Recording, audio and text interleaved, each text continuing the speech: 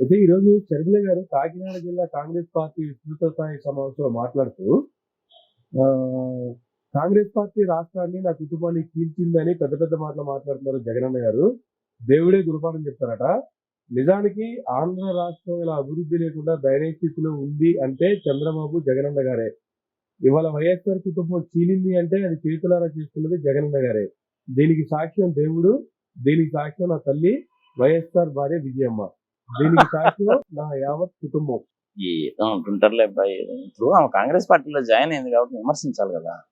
అందుకని 10 లక్షల కోట్లు అప్పంటారు, రోడ్లు బాగలేవంటారు, అభివృద్ధి జరగలేదంటారు, సంక్షేమం ఒకటే సరిపోదంటారు, పోలవరం పూర్తి కాలేదంటారు. ఇవన్నీ కూడా మామూలే అంటా ఉంటారు. ఇవన్నీ పెద్ద పట్టించుకోకూడదు. ఇందులో ఏది జరిగింది ఏది జరగలేదన్న సంగతి ప్రజలకు తెలుసు కదా. ఎవరి హయాంలో ఏం జరిగిందని ప్రజలకు ఆ మాత్రం తెలియదా? ఈసారి విచిత్రం ఏంటో తెలిసిన, ఈ స్టేట్ ఎలక్షన్ కమిషన్ వాళ్ళు ఒక మంచి క్యాంపెయిన్ చేశారు. లాస్ట్ టైం సెప్టెంబర్ అక్టోబర్ లో వచ్చినప్పుడు 2,30,000 మంది ఏమో కొత్త ఓటర్లు వచ్చారు. వీళ్ళు బాగా క్యాంపెయిన్ చేసిన తర్వాత అడిషనల్ గా ఇంకొక 5 లక్షల మంది జాయిన్ అయ్యారు. అందరూ కూడా 18-19 ఇయర్స్ మధ్యలో వాళ్ళు. వాళ్ళందరూ ఓటు కింద నమోదు చేస్తున్నారు. మంచి అచీవ్మెంటే కదా. కానీ అలాంటి యంగ్స్టర్స్ కి వాట్ ఈజ్ వాట్ అని తెలుసు. చంద్రబాబు నాయుడు ఏం చేశాడు, రాజ్యాంగాన్ని తొంగలో దొక్కి 23 మందిని ఎలా తీసుకున్నాడు, నలుగురికి ఎలా ఇచ్చాడన్న సంగతి తెలుసు. అమరావతిలో కుంభకోణము తెలుసు, ఫైబర్ గ్రిడ్ తెలుసు, రింగ్ రోడ్డు అలైన్మెంట్ తెలుసు. 371 కోట్లు క్లియర్ గానే ఉంది, తెలుస్తానే ఉంది కదా. సో అదే ఆయన సంగతి. జగన్మోహన్ రెడ్డి సంగతి కూడా తెలుస్తానే ఉంది. ఇంక వీళ్ళిద్దరు ఇద్దరి మధ్యలో కాంగ్రెస్ బీజేపీ.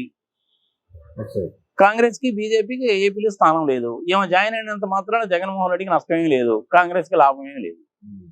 ఏందంటారు చెప్పి. ప్రజలు చాలా క్లియర్ మైండ్ తోటి ఉన్నారు. ప్రజలు చాలా తెలియగలవాళ్ళు. Especially Guntur, Krishna, east Godavari, west గోదావరిలో ప్రజలు చాలా తెలియగలవాళ్ళు. నువ్వు వాళ్ళ ముందు తీసుకెళ్లి మైక్ పెట్టి నీ ఉద్దేశం ఏందో చెప్పమంటే తిరిగి నిన్ను ప్రశ్నలు అడుగుతారు, నిన్ను వీపీని చూసినట్టు చూస్తారు, నిన్ను తిక్కలోనే చేస్తారు అనమాట. అంతేగాని వాళ్ళ మనసులో మాట మటుకు చెప్పరు. 10% న్యూట్రల్ ఓటర్స్ ఉన్నారు. అంటే 4,8,00,000 మందిలో ఒక 3 కోట్ల మంది ఓట్లు వేస్తారని చెప్పి కనుక అనుకుంటే, లేదంటే ఒక 3,20,00,000 మంది అట్లా ఓట్లు వేస్తారనుకుంటే, అందులో 10% అంటే 32 లక్షల మంది న్యూట్రల్ ఓటర్స్ ఉన్నారు. అందులో 60-70% ఎవరికైతే వస్తుందో నార్మల్ గా వాళ్లే అధికారంలోకి వస్తారు. లాస్ట్ టైం నేను చేసిన క్యాలిక్యులేషన్ అదే. కావాలంటే పంపిస్తాను, చూసుకో. ఈసారి కూడా అదే జరుగుతుంది. జగన్మోహన్ రెడ్డికి ఓటు ఎందుకు వేయకూడదో చెప్పబోయాను. నీకు తెలిసిన ఒక 4 కారణాలు చెప్పుకొని ప్రజలకు తెలియజేద్దాం మనం. చెప్పు, నీకు తెలిసిన కారణాలు ఏందో. ఒక్కడు కూడా అభివృద్ధి మాట్లాడలేదు. ఎందుకు వేయకూడదు అంటే చెప్పలేదు. ఎందుకు వేయాలో చాలా కారణాలు చెప్పచ్చు. ఎందుకు వేయాలో చాలా కారణాలు చెప్పచ్చు. ఎందుకు వేయకూడదో నువ్వు చెప్పు చాలా కారణాలు. నీకు తెలిసిన 4 కారణాలు చెప్పుకొని డిస్కస్ చేద్దాం. ప్రజలకు కూడా తెలుస్తుంది. అటువంటి నెగిటివిటీ ఒకటి చెప్పడానికి మరి నెగిటివిటీ లేనప్పుడు మరి ఆయనకు ఓటు ప్రజలు ఎవరికి ఓటు వేస్తారు చెప్పు. కామన్ సెన్స్ పాయింట్ కదా అది. అంతే కదా. మరి కానీ షర్మిల గారు ఈ రంగం రోడ్డుకి ఉన్నటువంటి ఇష్యూని ఇంకా కాంప్లికేట్ చేసుకుంటారంటారు. మళ్ళీ ఇబ్బంది కాంప్లికేట్ చేయడం అంటే నిజంగా అసలు చేసిన పని మూలంగా జగన్మోహన్ రెడ్డికి అడ్వాంటేజ్. ఓకే, ఆమె ఓట్లు చేల్చడం అనేటువంటిది వైఎస్ఆర్సీపీ ఓట్లు ఏం చేల్చడంలామా, జనసేన వాళ్ళు ఏమో టీడీపీ వాళ్ళే పోతాయి. ఓకే, జనసేన వాళ్ళు స్టేట్ ఆఫ్ కన్ఫ్యూజన్ లో ఉన్నప్పుడు ఏం చేస్తారు, మనవాడు ముఖ్యమంత్రి కాదంట, డిప్యూటీ ముఖ్యమంత్రి కాదంట, లోకేష్ బాబు క్లియర్ గానే చెప్పేశాడు. సో మనకి ఎటువంటి అధికారము లేదు. అలాంటప్పుడు మనం అనవసరం ఈ పవన్ కళ్యాణ్ కేసి చంద్రబాబు నాయుడు సీఎం ఎందుకు చేయాలి, అదేదో జగన్మోహన్ రెడ్డికి వేస్తే పోతుగా వేసారనుకో అయిపోయారు నీకు వ్యవహారం అక్కడే. మరి సింపుల్ లాజిక్ క్యాలిక్యులేషన్ కదా. సామాన్య మానవుడు అనేవాడు అదే కదా ఆలోచిస్తాడు.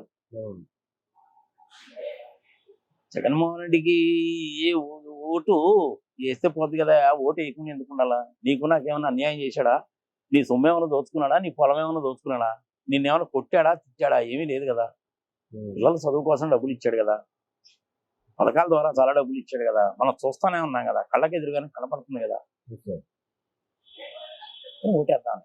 పరిశ్రమ రాలేదు ఆంధ్రప్రదేశ్ అంటున్నారండి అంటారు. పరిశ్రమ రాకపోవడం ఏంది, పెద్ద లిస్టే ఉంది, చూసుకోండి ఒకసారి తెలుస్తుంది మీకు. రోడ్లు చండాలంగా ఉన్నాయండి అంటారు. గత ప్రభుత్వం వాళ్ళు వేయాల్సిన రోడ్లు సరిగా వేయకపోయేసరికి పాడైపోయినాయి అవి.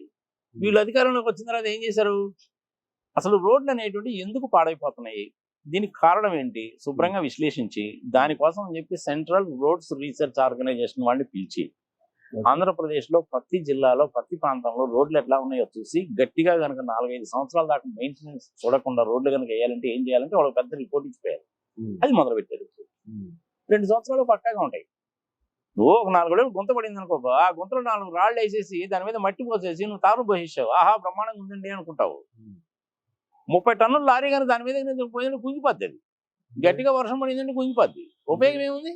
ఇవన్నీ టెంపరీ థింగ్స్. ఎప్పుడైనా కానీ సొల్యూషన్ అనేటువంటిది పర్మనెంట్ గా ఉండాలి. టెంపరీ సొల్యూషన్ ఎందుకు? టెంపరీ సొల్యూషన్ చూసి గుంతలపడ్డ రోడ్లన్నిటి కూడాను మట్టి పోసేసి బ్రహ్మాండంగా చేశాను అని చెప్పి ఫోటోలు పెట్టలేకనా ప్రభుత్వం పెట్టచ్చు. అది కాదు సొల్యూషన్. మన వాళ్ళు చేసిన బిగ్గెస్ట్ మిస్టేక్ అదే. ఇంకా విచిత్రం ఏం తెలిసిన ఒకసారి హైదరాబాద్ లో వర్షాకాలంలో రోడ్లు ఎత్తారు స్వామి. వర్షాకాలంలో ఎవడన్నా రోడ్డు ఎత్తడా? బుర్రనోడు ఎవడన్నా? మరీ అన్యాయం కదా. అలాంటి పనులు వాళ్ళు చేయడులా. ఇప్పుడు 6,000 కిలోమీటర్లు ఉన్న నేషనల్ హైవేస్ ని 8,600 కిలోమీటర్లు చేశారు.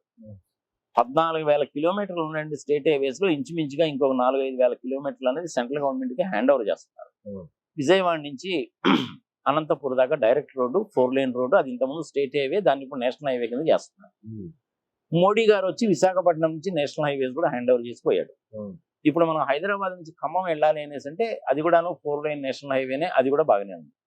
దాన్ని తీసుకెళ్లి అల్టిమేట్ గా గోదావరి అంటే రాజమండ్రికి ముందు నేషనల్ హైవేలో జాయిన్ చేస్తున్నారు. నీకు రోడ్డు వేయడం అనేసి అంటే నార్మల్గా ఏం చేస్తారంటే ఎండాకాలంలో మొదలు పెడతారు. ఒక సీజన్ వదిలేయాలి. అంటే ఒక ఎండాకాలము, ఒక వర్షాకాలము, ఒక శీతాకాలం అనేటువంటిది దాన్ని వదిలేయాలి. ఆ రోడ్డు మీద కనుక అన్ని రకాలైన వాహనాలు తిరిగితే ఏమవుతుందంటే స్ట్రెంగ్త్ వస్తుంది బాగా దానికి. అప్పుడు ఫైనల్ గా నువ్వు రోడ్డు వేయాలి.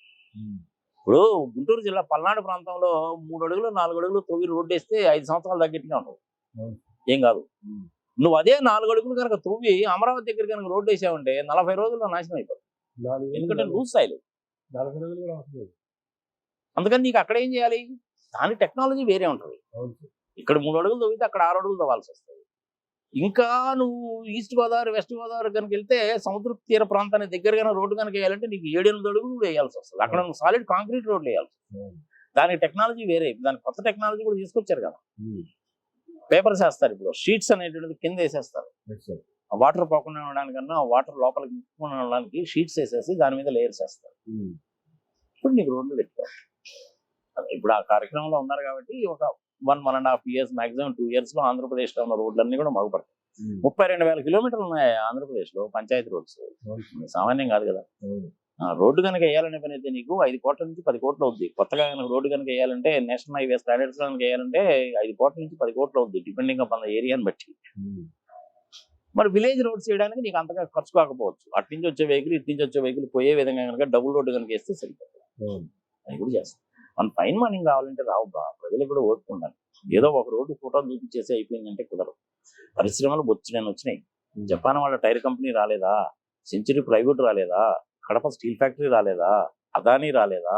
అంబానీ రాలేదా? డి బ్లాక్ లో ఆయిల్ పడలేదా? ఓఎన్జీసీ వాళ్ళ ఆయిల్ దాంట్లో కూడా రాలేదా? మరి లుల్లు లుల్లు బల్లు బల్లు అని చెప్పేది అంటుంటారు కదా, వాళ్ళది కూడా వైజాగ్ లో పెద్దది మాలే వస్తుంది కదా. ఇక్కడ మన హైదరాబాద్ లో ఉన్నట్టుగానే అక్కడ కూడా. Vizag is the best place ఉంది. ఆంధ్రప్రదేశ్ కి చక్కటి రాజధాని అంటే వైజాగ్. ఒక్క 15-20 సంవత్సరాల్లో ఒక 10,000 కోట్ల రూపాయలు ఖర్చు పెడితే ఇటు పక్క అనకాపల్లి దగ్గర నుంచి అటు పక్క విజయనగరం వరకు 70-80 లక్షల పాపులేషన్ తోటి బ్రహ్మాండంగా తయారవుతుంది. ఆల్మోస్ట్ ఈక్వల్ అంటే హైదరాబాద్. అఫ్ కోర్స్ ఈ 15 సంవత్సరాల హైదరాబాద్ లో ఇప్పుడున్నటువంటి 1,08 లక్షల పాపులేషన్ అనేటువంటిది 1,25 లక్షలు అయిపోద్ది. ఇది నిరంతర ప్రక్రియ. Vizag is the right place. అసలు అమరావతి లాంటిది ప్లేస్ ని సెలెక్ట్ చేసి 33,000 ఎకరాలు తీసుకొని 22,000 ఎకరాలు ఆ అసైన్మెంట్ ల్యాండ్ తీసుకొని డిగ్రేడెడ్ ఫారెస్ట్ తీసుకొని క్యాపిటల్ ఇవ్వడానికి కడతారా? ప్రపంచవ్యాప్తంగా ఇట్లాంటి క్యాపిటల్స్ చాలా కట్టారు. బర్మాకి కొత్త క్యాపిటల్ కట్టారు, పిల్లలు సైకిల్ తొక్కుకుంటున్నారు. మలేషియా కూడాను ఉన్నటువంటిది క్యాపిటల్ సరిపోవడం లేదు, కంజెషన్ అవుతుంది అనేసి వాళ్ళు కూడాను జయపురానో విజయపురానో ఏదో ఉండాలి, దానికి కొత్త క్యాపిటల్ కట్టారు. Under ground pipe lines, drainage pipe lines మొత్తం వస్తుంది. చైనాలో కనీసం ఒక 20 పట్టణాలు కట్టారు. గోస్ట్ సిటీస్ అంటారు. అవుడు గోడు. చంద్రబాబు నాయుడు చేసినటువంటి బిగ్గెస్ట్ బ్లండర్స్ లో ఒకటి ఏంటంటే అమరావతిని సెలెక్ట్ చేసుకోవాలి. ఆ 33,000 ఎకరాలు తీసుకోవాల్సిన పనే లేదబ్బా అసలు. అక్కడ మా ఎకరం 10 లక్షలు ఉంటుంది. అవును సార్. భూసేకరణ చట్టం కింద 30 లక్షలు ఇచ్చేస్తే కనుక 33,000 ఎకరాలు తీసుకోవచ్చు. ఎంత అవుతుంది నీకు? 10,000 కోట్లు అవుతుంది. అవును. దానికి ఏదో స్కీమ్ అని అదని ఇదని పాడు పచ్చి ప్రజలు పెద్ద బోగస్ ప్రోగ్రామ్ అన్నమాట. ఓకే. అక్కడ ఉన్నాయండి ఆ 20,000 ఎకరాలు అనేది అసైన్మెంట్ ల్యాండ్స్ అయ్యి అవి ఎవరికో రైతులకు ఇచ్చారు. అది గవర్నమెంట్ భూమి. ఒక 5,000 ఏకర్స్ ఏమో డిగ్రేడెడ్ ఫారెస్ట్ అది. అవును. ఆడ కనుక శుభ్రంగా కనుక క్యాపిటల్ కనుక కట్టింటే ఈ 33,000 ఎకరాలు తీసుకునే పని లేదు. ఈ రైతులు వాడు ఉంచుకునేవాడు అమ్ముకునేవాడు వాళ్ళ ఇష్టం. కేవలం ఆ ప్రాంతంలో ఉన్నటువంటి సారవంతమైన భూమి మీద అధికారం సంపాదించడానికి ల్యాండ్ని అమ్ముకోవడానికి చేసినటువంటి మదర్ చేతి పని అన్నమాట. ఓకే. అందుకని సుప్రీంకోర్టు వాళ్ళు కూడా గట్టిగానే అడిగారు. 6 నెలల్లో కట్టేయాలని చెప్పి ఎట్లా అంటామండి మనము? మనం ఏమన్నా ఆర్కిటెక్ట్స్ మా, ఇంజనీర్స్ మా, సెస్మాలజిస్టులు మా, ఏంటి సంగతి సమాచారం? మనం ఎవరు చెప్పడానికి? ఏంటి అసలు ఈ వ్యవహారం అనేది? సింపుల్ క్యాలిక్యులేషన్ కదా బా. 10,000 కనుక పెడితే నీకు 33,000 ఎకరాలు వచ్చేస్తుంది గవర్నమెంట్ కి. నువ్వేమేం చేసుకోవచ్చు దాన్ని? అవును సార్. మరి ఇది తప్పుడు ప్రచారం కదా ఇది. అంతేగా. చేసిందంతా ఎవరు? ఆ చంద్రబాబు నాయుడు, నారాయణ వీళ్ళందరూ కలిసి చేసిన పనే. ఉమ్. పాప జపాన్ నుంచి ఒకటి పిలిచారు, నువ్వు ప్లాన్ వేసి బాబు అని. వాడు రూపాయి డబ్బులు ఇడు. ఉమ్. వాడు ఏం చేస్తాడు చివరికి? పోతా పోతా అమ్మనా ఉద్ది తిట్టిపోయాడు. అవును. సింగపూర్ ఇన్సూరెన్స్ పక్షులు అలాగే ఇది. నేను 4 సంవత్సరాల కింద చెప్పానబ్బా, సింగపూర్ కి ఈస్టర్ అనే వాడు వాడి మీదనే చాలా కేసులు ఉన్నారా బాబు, అరెస్ట్ చేశారులే, మళ్ళీ బెయిల్ మీద బయటకు వచ్చాడు. రేపు 25లో వాళ్ళకి elections, parliament elections. Yes, sir. Debar చేశారు అతను. అవును. చంద్రబాబు నాయుడుకి మంచి ఫ్రెండ్ ఆయన. 1,680 ఎకరాలు ఇచ్చాడుగా. అది కూడా ఎంత పోగొచ్చో తెలుసా? ఉమ్. ఇంచుమించుగా 300 కోట్లు 400 కోట్లు మనం ఖర్చు పెట్టాలంట. ఇది రోడ్లు వేయడానికి వాటికి వీటికి. వాళ్ళు అందులో 10% కూడా పెట్టరంట. వాడికి ఫుల్ రైట్స్ ఇచ్చారు. తగాదా ఏదైనా కనుక వస్తే లండన్కి వెళ్ళి తెలుసుకోవాలంట. ఇంతకంటే దారుణమైన పరిస్థితి ఇంకెక్కడ ఉండదు అయ్యప్ప. పైగా నేను విజనరీ అంటాడు, 40 years ఇండస్ట్రీ అంటాడు, బిల్ గేట్స్ తెచ్చానంటాడు, అదంటాడు ఇదంటాడు. వాడు పచ్చిపతలు. హైదరాబాద్ లో సాఫ్ట్వేర్ ఇండస్ట్రీ డెవలప్ కావడానికి కారణం ఎవరంటే 3 వ్యక్తులు. పివి నరసింహారావు గారు స్కీమ్ పెట్టాడు, జయప్రకాష్ నారాయణ గారు, హనుమాన్ చౌదరి గారు, అంకయ్య చౌదరి గారు వెనక నుంచి చేశారు. నేను ఆల్టర్ గా ఉన్నాను కాబట్టి నాకు తెలుసు. Yes, sir. 1,245 rupees per square yard. ఇప్పుడు అక్కడ నీకు 5 లక్షలు పెడితే కూడా దొరకదు అనుకో. అవును. కానీ చంద్రబాబు నాయుడు అంతా నేనే చేశానని డబ్బా కొట్టింది. అవును.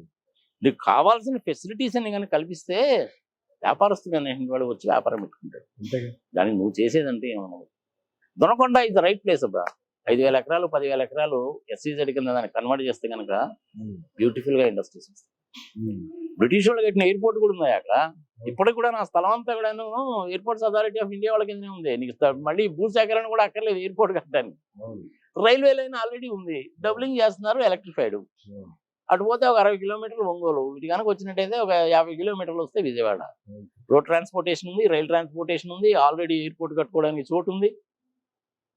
పక్కా గవర్నమెంట్ ల్యాండ్ అది, అవును. బ్రహ్మాండంగా చేసుకోవచ్చు. శివరామకృష్ణ గారు చెప్పింది అదే. అవును.